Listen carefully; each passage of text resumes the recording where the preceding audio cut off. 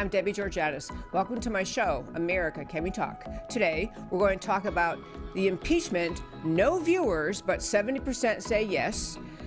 The biggest threats facing America. Frank Gaffney, national security expert and founder of Center for Security Policy, joins me. The impeachment as an opportunity to recapture U.S. foreign policy. And finally, arrest and the Jeffrey Epstein death. And I'll tell you why these stories matter to you. Stay tuned.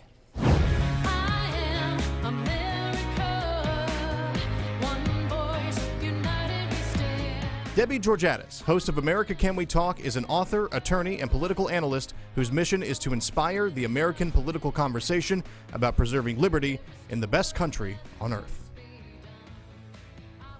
Hello again, and welcome to America Can We Talk and to today's First Five. I promised you, and I still promise you, I will not spend every show from now until the end of the impeachment hearing discussing various aspects of the impeachment, the testimony, the witnesses, the contradictions. I do want to hit 2 points today in this top five, or maybe three. One is that Congressman Jim Jordan made the point as this impeachment hearing rolls on in Washington that really nothing has changed since the beginning of the impeachment hearing. We have a call transcript where there's no discussion of any linking of aid to the investigation. We have the two people on the call, the two actual people participating, the principals, President Trump and Ukrainian President Zelensky, both saying there was no coercion, there was no quid pro quo, there was no linkage of aid to any of the into engaging in an investigation. Number three, the Ukraine government had no idea that aid was being held back pending confirmation of the intent with respect to the investigation. No corruption, no knowledge of any aid being held back. And finally, President Zelensky didn't announce, didn't start, and didn't acknowledge he was going to start any investigation to get the aid released. So it was released without contingencies.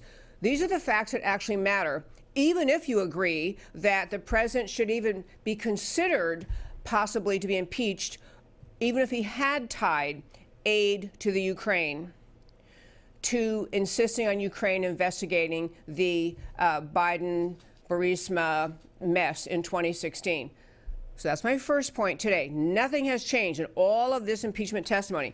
Point two, there was a poll, a Fox poll, that said that 70% of Americans, 70% of Americans say something, they think probably something President Trump did in the phone call with President Zelensky in July was not right. They don't say it makes it that he should be impeached, but 70% say probably something wasn't right. In this most recent poll, a Fox poll, 51% said, yeah, you know, it wasn't right and probably he should be impeached. But there's still a quarter of America who say no fault at all. You can break down more and more, but I want to tie that number, 70% of Americans saying that probably President Trump did something wrong, to the fact that no one, statistically speaking, is watching the impeachment proceedings. No one. We have literally in America, if you consider we have 304.5 million Americans with a television set at home, about 4.3%.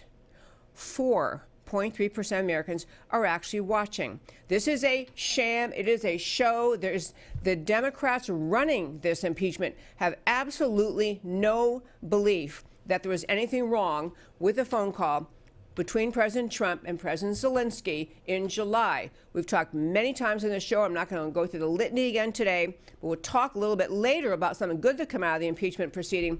But this is an ongoing coup against the president, the people who wanted to remove him using the Trump-Russia collusion mess, and then wanted to find obstruction, and then wanted to talk about the emoluments clause, and then wanted to talk about whether the president should or should not have paid off a pole dancer who was threatening him. All of those efforts the Democrats launched off into to try to find a reason to remove the president. We're now at this impeachment involving the Ukraine, the conversation between Zelensky of the Ukraine and President Trump. I talked the other day, and I'm going to go back to it a little later in the show, that much of what is at the root of the Democrats' determination to remove this president has to do with how much of what the president will uncover as he was pushing, if he did, as he was encouraging, he did encourage the Ukrainians to look into 2016, figure out all this Biden-Burisma mess and other things. As we talked about yesterday in the show, what has come to light is that the State Department has actually been funding Soros-sourced NGOs, non-governmental organizations in the Ukraine, pushing those organizations. So your tax dollars going to the State Department, going over to and funneled through our embassy in the Ukraine to support NGOs that Soros has funded, the NGO's entire purpose being to agitate the population, agitate the base. And this is really what the Democrats are very, very, very worried about, having the American public come to understand all the nefarious ways in which our State Department money was being misused by people with a most un-American agenda inside the State Department. More on that topic later. But first we have, as I wrap up this first five, I want to mention again, we have an interview starting in the next segment.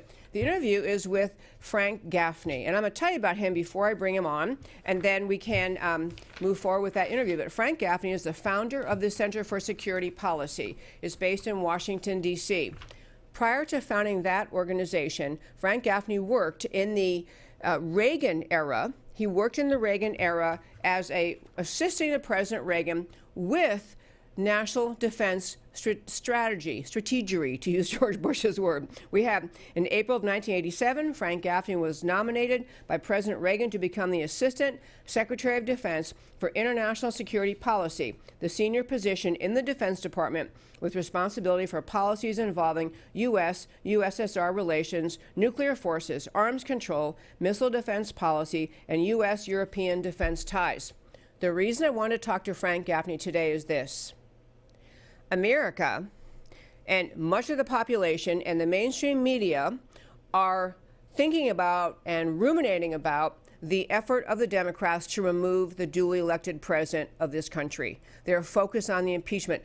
Out here in the real world, outside of Washington and all of the buzz around the impeachment, we actually still have in our country serious national security threats to be considering, understanding what they are, understanding how we deal with them. Are we doing everything we can to protect ourselves from those threats? And if there ever was a person who has been in Washington through a variety of, for quite a while, Washington, he's been part, as I mentioned, in the Reagan administration, talking about strategy dealing with Russia. He's also been, as I say, he founded the Center for Security Policy, and that organization has brought in expert after expert after expert to look at all of the threats facing America, understanding what are the security threats America faces. You hear about North Korea, you hear about Russia, you hear about radical Islam, you hear about other possible trouble spots in the world. And you also understand, we all understand, there are many, many ways to deal with those threats. It isn't always just because something is a threat to America, the only answer being military. And one of the great things about Frank Gaffney and the Center for Security Policy is that in his time working for President Reagan, they came to understand that the way to fight the enemy of that time, which was communist Russia and the spread of communism, but the way to fight that was not merely militarily. It was a military buildup, so we really kind of outbuilt the Russians, but a variety of tactics that we can use as Americans to defend our country that are not military, do not involve committing troops, but they are economic warfare, they are propaganda warfare, information warfare. And for someone who's been in Washington so long, I wanted to have him come on and talk with us about what the threats are that are challenging America today. So, with that introduction, and Frank Gaffney of the Center for Security Policy, he's now the executive chairman there. As I say, he was the founder. That was founded in 1988. I believe we have Frank Gaffney online. So, hi, Frank. Hello, Debbie. It's so good to be with you. Thank you for having me again. So happy to have you. Well, I'm just going to jump right in and tell our listeners, I heard Frank Gaffney speak at an event last night, actually, and he was talking about how the Center for Security Policy, this just tremendous organization in Washington with so many experts on all sorts of threats facing America. What do you see here in 2019? To three, you mentioned in this, I want to have you share them, the three biggest threats you see in threats to America's security and safety in the year 2019. I want to have you give a brief overview of three of them, and we're going to dive in and talk about each of them. Sure. I hearken back to something that my old boss Ronald Reagan famously said, and that is that every generation faces an existential threat to freedom. And I believe there are three that are operating at the moment to varying degrees. Most of us are perhaps somewhat aware of them, but unfortunately, I'm afraid we're not as aware of them as we should be. And the first of them, certainly since 9/11, it's been clear, is something that I think is best described as Sharia supremacism. And Debbie, you and I have talked about this a lot over the years. Sharia is, of course, the code of authoritative Islam, a sort of political, military, legal doctrine that is supposed to govern every aspect of the faithful Muslim's life. And it's fundamentally an ideology, and it's similar to communism in the sense that it is brutally repressive, centralized, controlling, and barbaric in many respects. And it is worse in a way because it has a god, which of course atheistic communism does not have. Then a second one is communist China. Speaking of atheistic communism, that is the program of the Chinese Communist Party. They've deviated considerably from the sort of economic tenets of communism, but it's the political, it's the totalitarian character of the system that I think is what we should be focused on. And they've made it very clear under the leadership of Xi Jinping, the current General Secretary of the Communist Party of China, that his purpose is to supplant the United States as the dominant power in the world. And if that requires using force against us, so be it. If it doesn't, they'll use other means, kind of unrestricted warfare, employing all kinds of asymmetric techniques, including a lot having to do with our economy. And that's a serious problem as well, giving rise ultimately, I'm afraid, unless it's addressed effectively, to an existential threat to freedom in our time. And thirdly, I personally believe this is in some ways the most imminent, the most potentially catastrophic of all, and that is the dependency that the United States, as we know it today, has on electricity. Fundamentally, the system that supplies it to all of us, we take it for granted. It's basically very reliable. It's relatively cost effective, and we can't live without it, is the simple truth of the matter. Every one of the other critical infrastructures would cease to exist if that most critical of critical infrastructures went down. And unfortunately, our enemies, all of them, I mentioned China, of course, Russia, still a very serious problem, North Korea, Iran, perhaps others, appreciate that without our electrical grid functioning as it normally does, this country would, in fairly short order, cease to be the 21st century superpower that it is. And our society, our republic, would almost certainly cease to be what it is as well. Many of us would simply lose our lives. So these all give rise to, as you said, Debbie, the sorts of things that I respectfully suggest we're not paying enough attention to. And we're certainly not following Ronald Reagan's admonition to rise to these challenges, to face them as our generational responsibility in order to ensure that we can pass on this freedom-loving nation to our children and our children's children, as we had it passed on to us. I love that summary. Thank you very much. And I want to run through each of those. And the Sharia supremacism, and sometimes in other terms, people talk about radical Islam, but using the term Sharia supremacism really hones in on what the problem is with respect in Islam, which is Sharia, which is law born of what is of Islam's teachings, is intended to supplant, in the minds of those committed to Sharia supremacism, to supplant law and order, to the actual existence of law, the existence of government in any country which they can, into which they can force into submission to Islam. So, with the threat of Sharia supremacism, I know we obviously in America are very proud and grateful that President Trump led the charge in moving more aggressively to contain ISIS, which was a great step. At least the little mini caliphate they got going over there in Syria and Iraq was reduced by President Trump. But with all your national security expertise, what are the top things we should be doing as Americans, policy-wise, to address Sharia supremacism? You know, I think it's to Donald Trump's great credit, Debbie, that back in August of 2016, when he was running for the presidency, he laid out, I think it's a basically 5-step approach, a strategy, if you will, towards defeating what he called radical Islamic terrorism. I prefer Sharia supremacism, but I think he's basically right that we're dealing with a hostile ideology. He actually used the term Sharia, as I recall, in that speech at one point.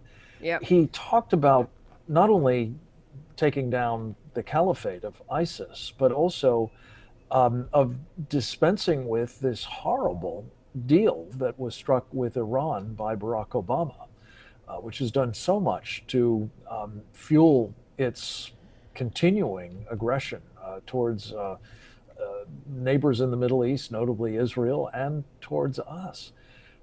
He talked about ending the practice of bringing more Sharia supremacists to this country, jihadists, if you will. And not least, Debbie, he talked about the need to stop the networks that were, as he put it, radicalizing in our communities.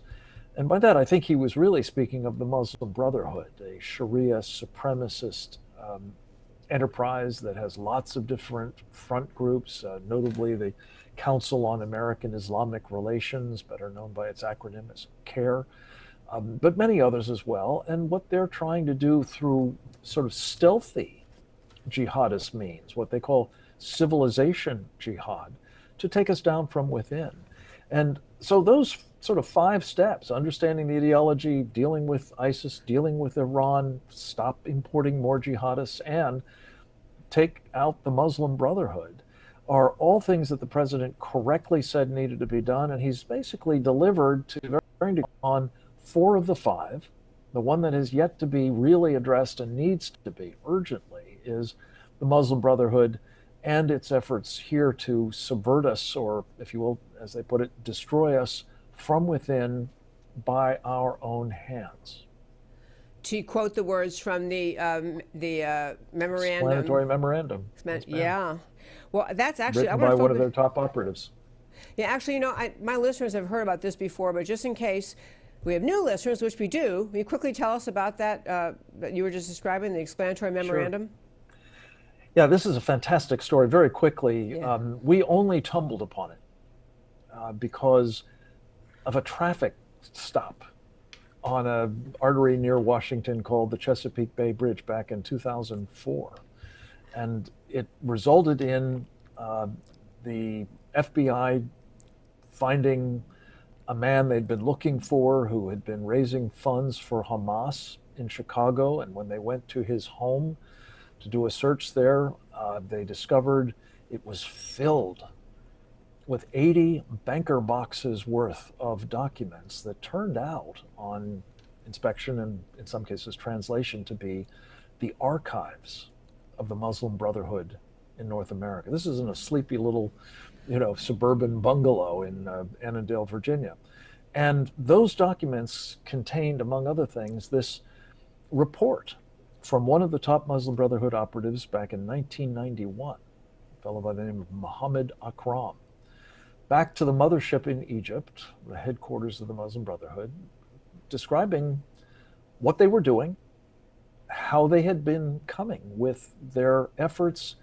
As he put it, the mission of the Muslim Brotherhood was, quote, destroying Western civilization from within by our hands, meaning the infidels, if you will, and the believers, so that Allah's religion would be victorious over all other religions, unquote.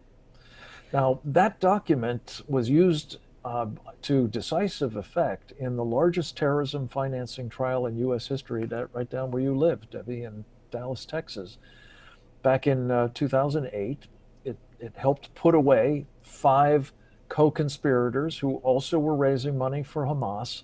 And it was supposed to serve, I believe, as the basis for the prosecution of many of these Muslim Brotherhood front groups. Indeed, hundreds of them were named in that trial as unindicted co-conspirators. And then something happened. Barack Obama was elected. And that whole prosecution, fortunately, the conviction was achieved, but the whole prosecution of the Muslim Brotherhood fronts came to naught. And in fact, the Muslim Brotherhood penetrated and was able to greatly influence the policies of the Barack Obama administration, to our great and lasting detriment. To our great detriment is right. One thing I love the Center for Security Policy does, all your work I love, but one thing you do is you talk many times about the need to have the American public understand the threat. Because if what has occurred, of course, is that on the American left, the Marxist, socialist supporters of Islamization, those people work very hard to shape American public opinion and to characterize any questioning about our refugee policy, about who we bring here, about keeping an eye on organizations that may be a threat to America, characterize that as Islamophobic and hateful and intolerant. There needs to be, I mean, your organization is stellar. There need to be more voices in America raising that awareness, because even if President Trump or whoever in the future our presidents are, see the threat you're describing, they understand they should be doing something. If they don't have the American people behind them, then they're stymied. They are a little bit afraid to act. They're not going to move forward. So I really commend your organization, because I know you try so hard to help keep all of the American public tuned into these threats. It's a huge part of solving and protecting America's national security, to have American people aware of that. Love that you do that. Yeah. Well, if you want to, thank you so much for recognizing it and appreciating it, Debbie, as you do. I just would simply say, I believe this is very much central to the strategy of these Muslim Brotherhood operations, is to silence people like us and many others who have in fact tumbled on to what they're about, who understand that this is a mortal threat to our country, an existential threat. Even if it's not violent at the moment, this kind of subversion inside our wire, as they say, is a perilous thing. And only by raising awareness about it, only by, as you say, increasing the, I call it, national security mindedness of the public, can we support politicians and insist that they address themselves to dealing with the enemy within problem. It needs to be done. Absolutely. So the second of the 3 threats, again, when your organization, and you in particular, having worked in national security and been immersed in national security policy, assessing risks, understanding options, since the Reagan era. So you're in Washington today, continuing your work with Center for Security Policy. The second of the 3 threats you describe facing America has to do with China and China's aggression.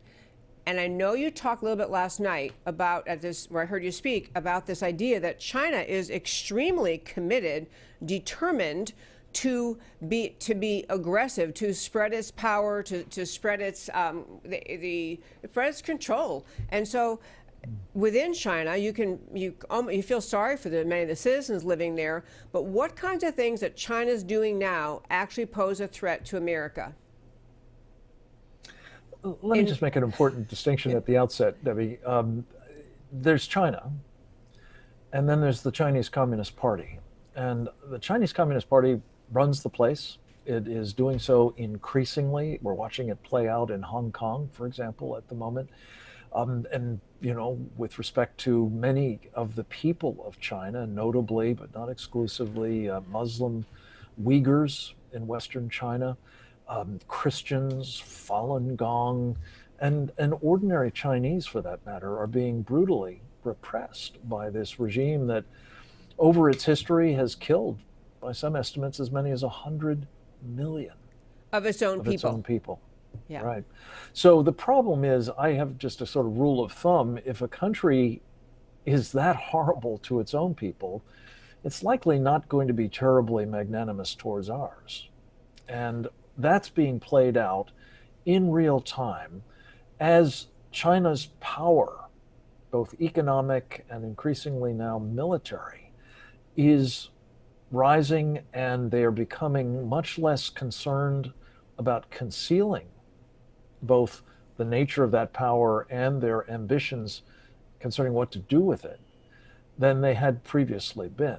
And so I think more and more of us are becoming aware that there's a problem here. There's a problem, as Donald Trump has pointed out a lot, with trade, with the theft of our intellectual property, with the efforts to destroy our industries and make us dependent upon very dubious supply chains from China.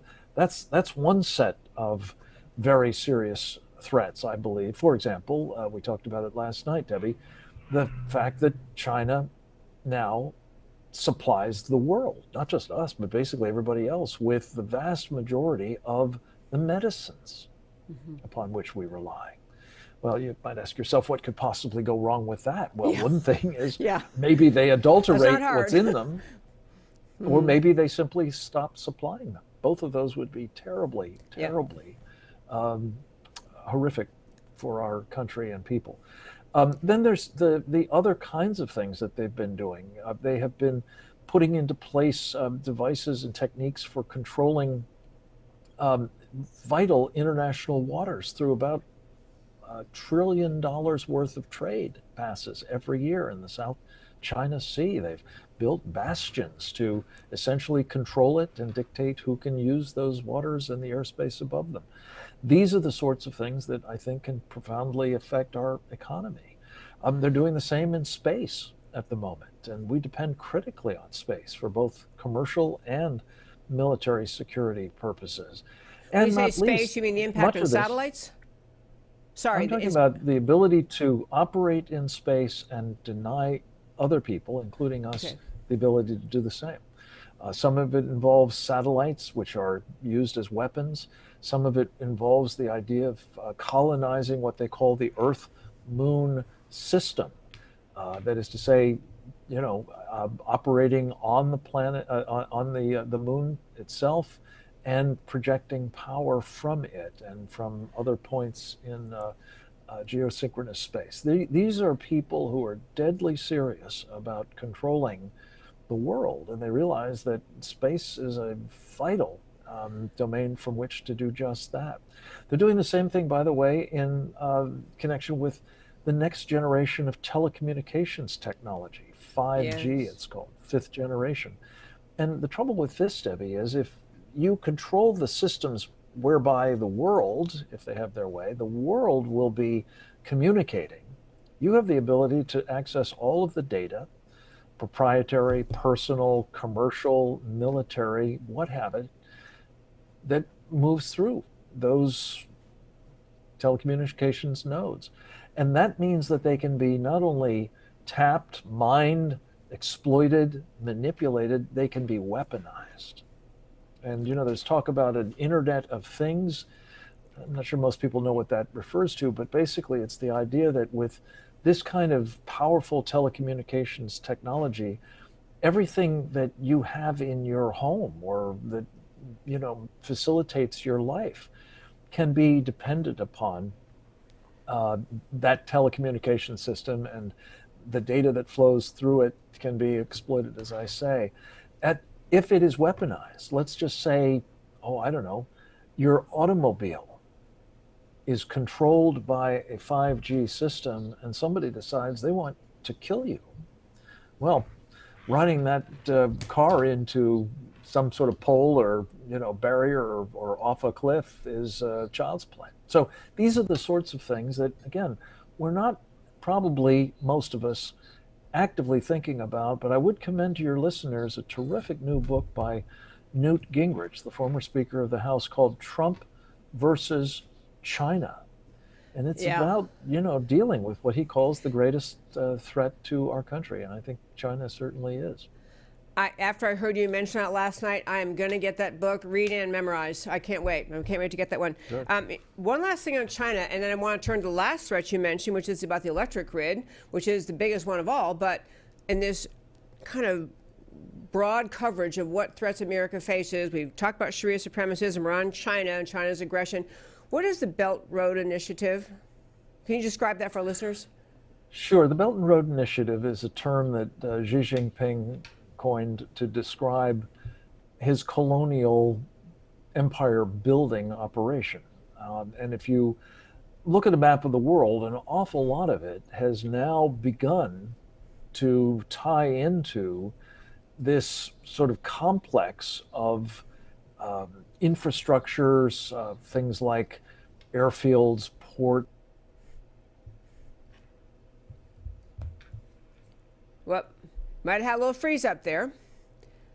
Okay, he's probably still speaking. While we're trying to reestablish that connection, I really want to commend to our listeners, while we're talking here with Frank Gaffney, the founder and the chief executive of the Center for Security Policy, their website. The easy way to find it is securefreedom.org, but it's the Center for Security Policy.org. It is just full of national security, serious, substantive, actual experienced experts, people leaving the arena of the military, the government, people, actually informed people, join this organization and help America keep abreast with what challenges we face in this country. And this is an enormously important organization. I happen to hear Frank Gaffney, the gentleman we're speaking to, was in Dallas last night. He's back in Washington today, but he was speaking about the threats. And, to understand from a person of his experience level, having been in the Reagan era, been working with the President Reagan and his team, trying to figure out how do you defeat this monolithic threat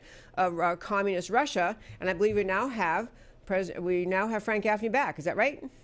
You do indeed. I'm so sorry. I don't know what happened, but I was talking about the Chinese control of infrastructures, and maybe they just shut ours down. I don't know. But the point is, Debbie, that the Belt and Road Initiative is a kind of payday loan scheme on steroids, whereby the Chinese go into a country and say, listen, I'll build you all kinds of wonderful things that will lift your society out of poverty and give you access to ports and airfields and roads and trains and so on. And all you have to do is just sign right here for a loan that'll pay for all of that.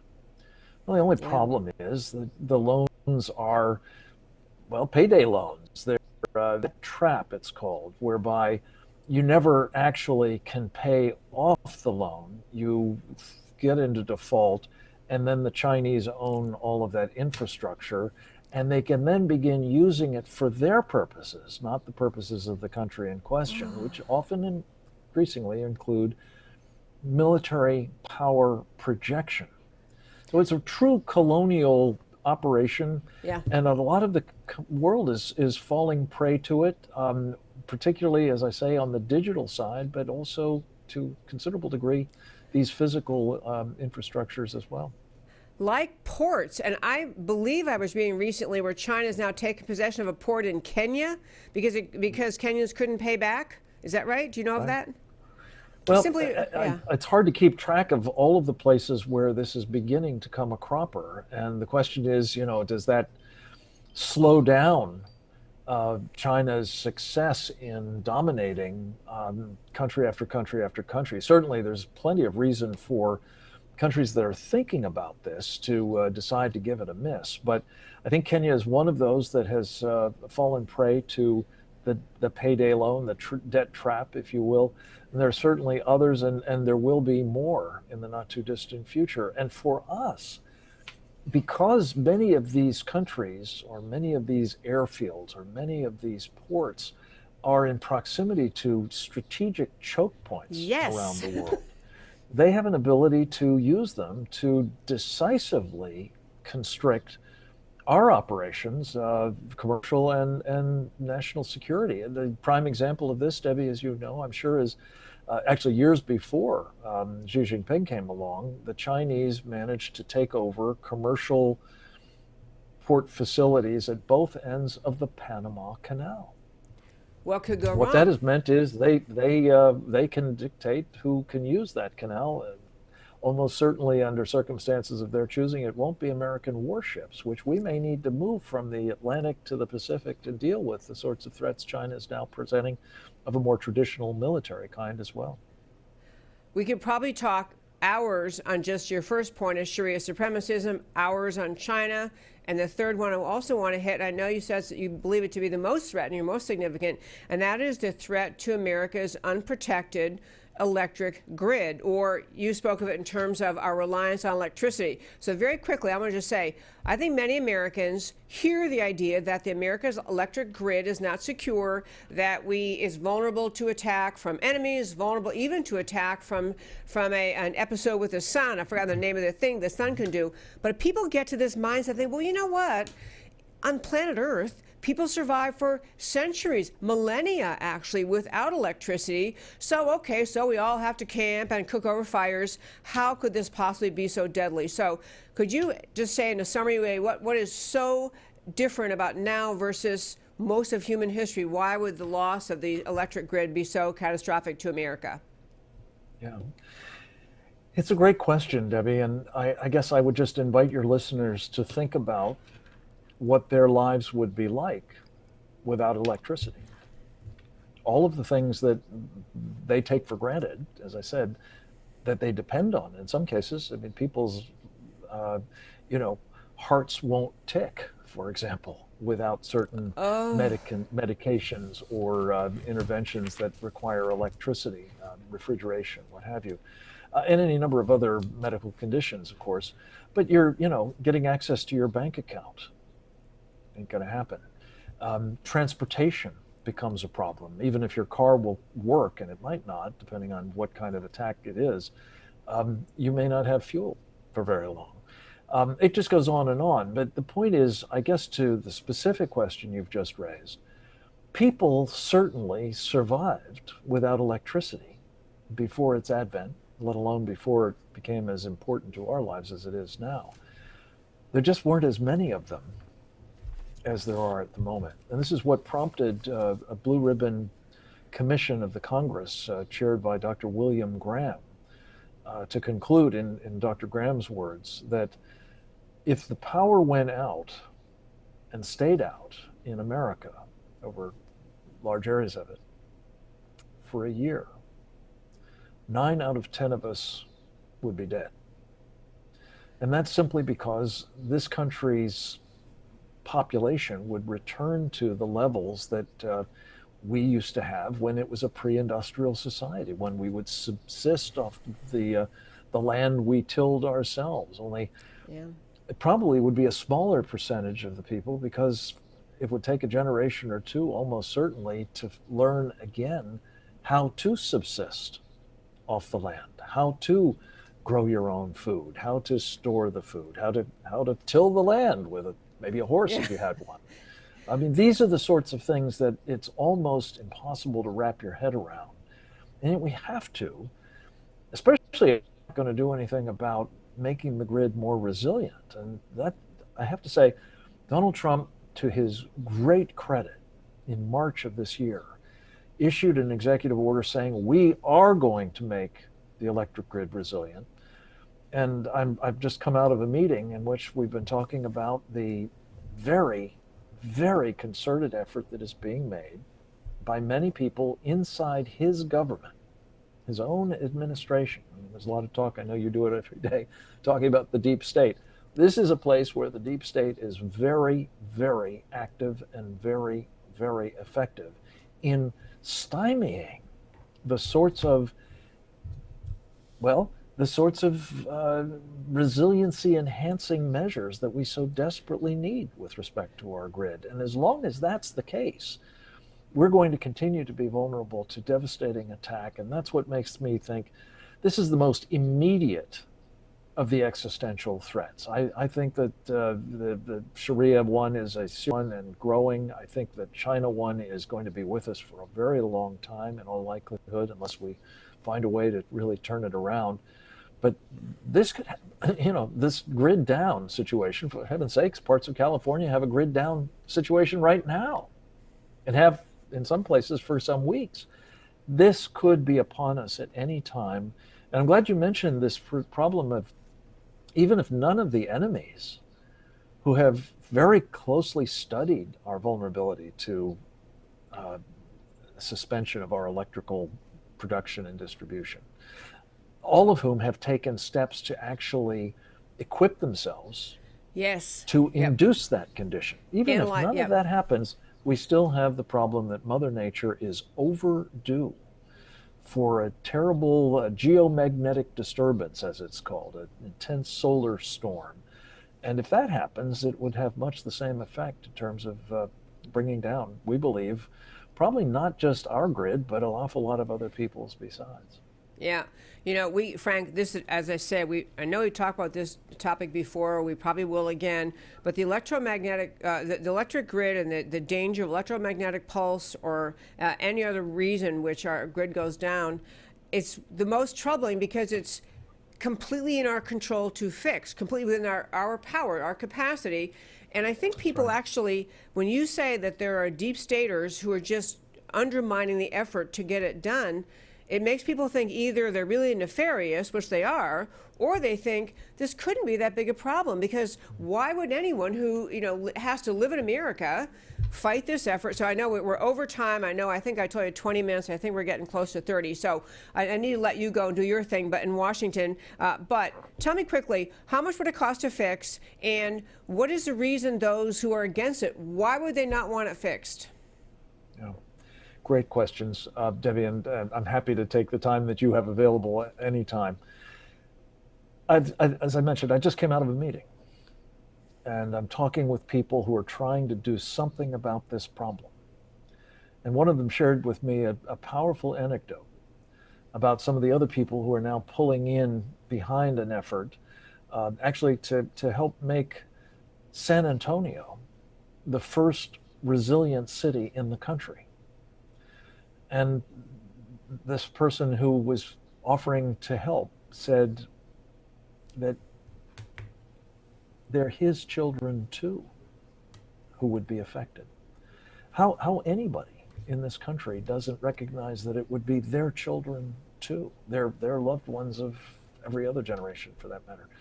This problem, I think, fundamentally comes down to the following. We're comfortable with the way we've done business all these years.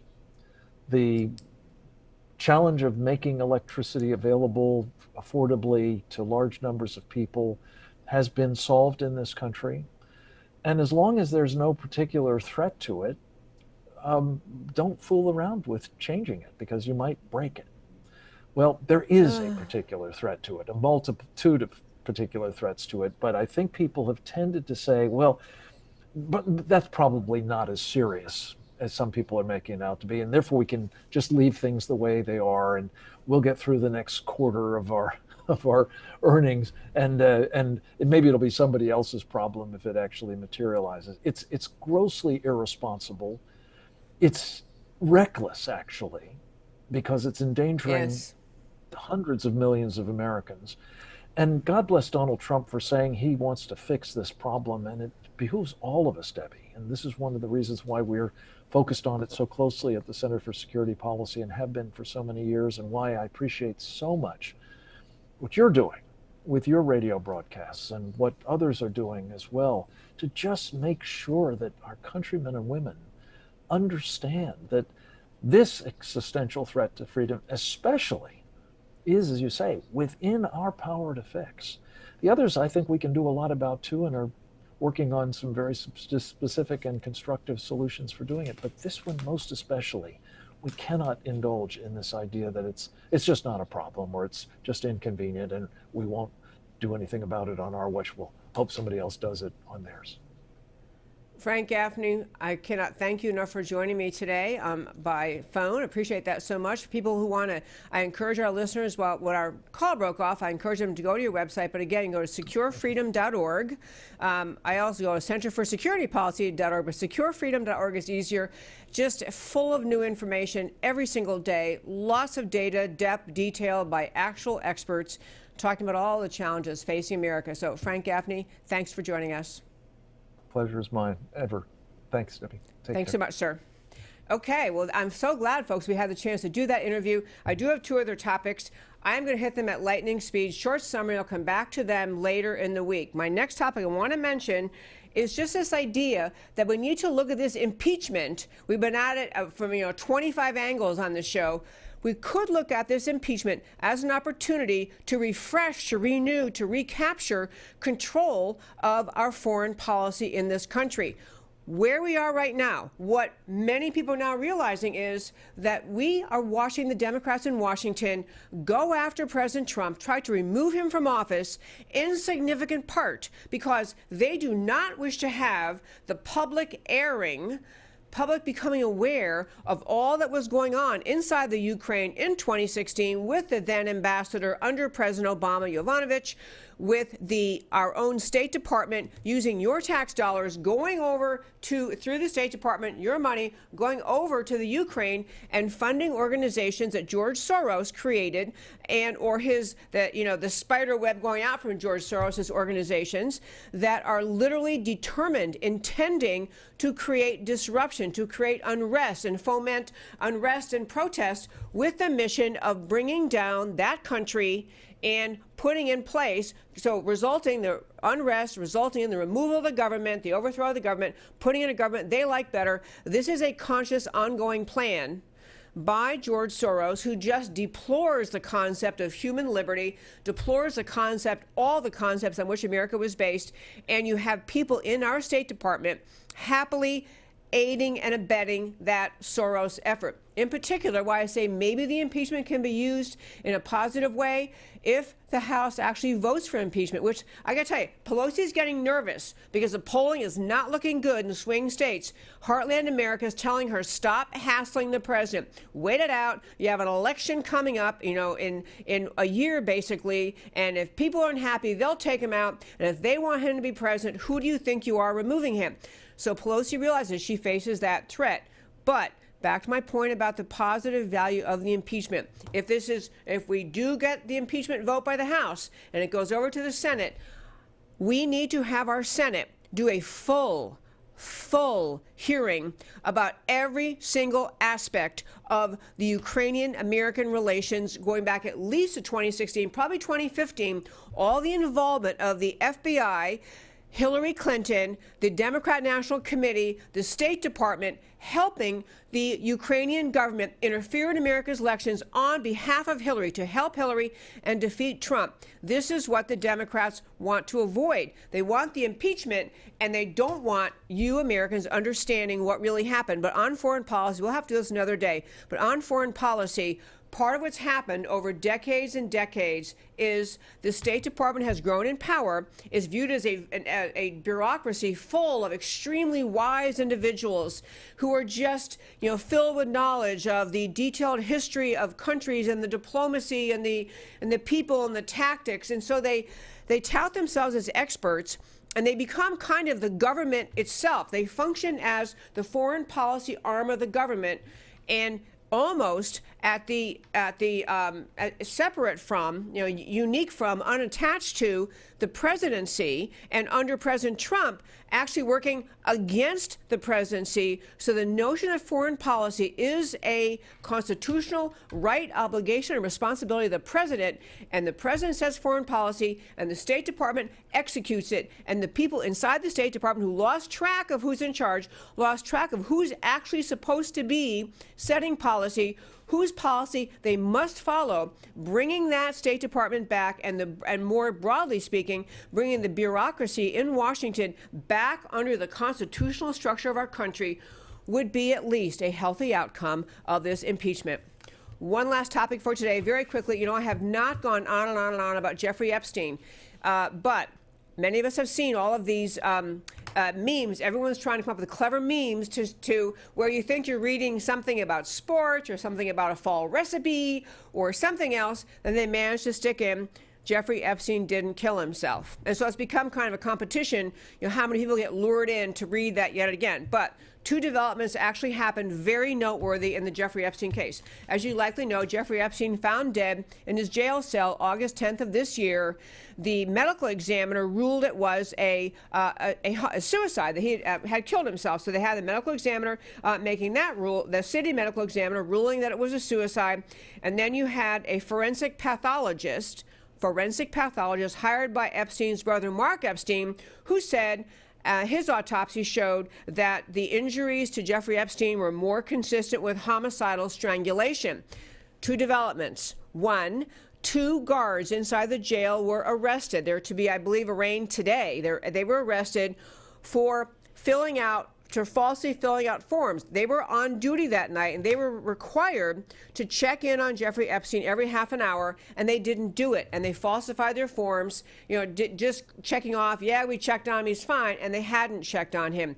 They have both declined a plea deal because all it is a simple form. If all they're really pleading guilty to is, yeah, I fibbed on the form, I said I checked, I didn't really bother, but both of them refused to plead guilty, refused the plea deal, so they're being arraigned today. They're going to be brought forward on charges, and maybe we'll learn something from them about whether they were encouraged to not check, whether they checked and weren't supposed to report what they saw. But at least you have that tiny step forward. The other step was there was testimony you hardly ever hear about because all we hear about is impeachment, but testimony in the United States Senate by the Bureau of Prisons Director Kathleen Hawk Sawyer, who said yesterday that there is an FBI investigation into whether or not there was a criminal enterprise involved in the death of Jeffrey Epstein.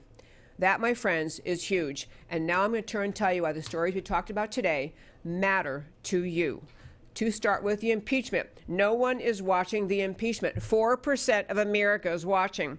Nobody's watching, yet the headlines and the sound bites are subtly persuading some Americans that something must be wrong. This is like impeachment by innuendo. Do not fall for this. Be clear. The impeachment sham is an utterly fraudulent coup attempt of the deep state. It has no legal merit. The depth of corruption of Obama, Biden, and the Ukraine, and the 2016 election interference by the Dems, CIA, DOJ, FBI, and the State Department funding Soros' NGOs to agitate unrest. These are the stories the swamp wants to smother. The truth must come out. This impeachment is an attack on America's voters and on the Constitution. Frank Gaffney, this is his little slide in this program he gave last night. A little slide. Top national security expert in America, three biggest threats he sees: Sharia supremacism, or you might call it radical Islam, the Chinese Communist Party, and our vulnerable electric grid. On impeachment silver lining, maybe recapturing foreign policy, taking back control of the State Department. The only significant reveal of the impeachment sham is showing how decades of elitism and 8 years of Obama have embedded a deep state of interagency bureaucrats who both sincerely and arrogantly believe that they, and not the president, create and execute American foreign policy. I want to add a point very, very quickly. They do this because they think they're smarter than the American people, smarter than the president. They know best. They think what they're doing is right because they think they're smarter than everybody else. These deep state apparatchiks have also apparently been bought off by, or else believe in, George Soros' open society socialist ideals, which are antithetical to America. We should not be funding anything George Soros created. If the impeachment sham ultimately enables and empowers a sharp U-turn on who defines and executes U.S. foreign policy, maybe it will accomplish something good. And finally, on Epstein's death. Prison guards were arrested for falsifying records. Prison official says FBI has opened a criminal enterprise investigation into Epstein's death. Epstein's victims, especially the underage girls, deserve the accountability of an investigation.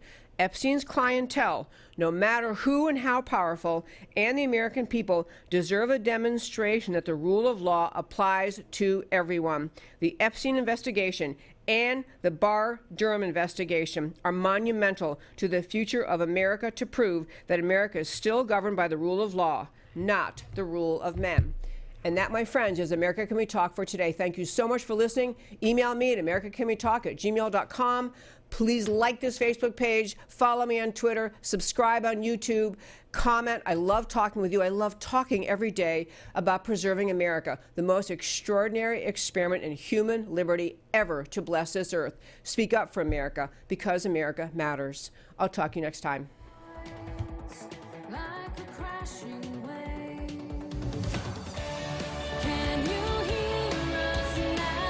America, Can We Talk? Truth about America. Can you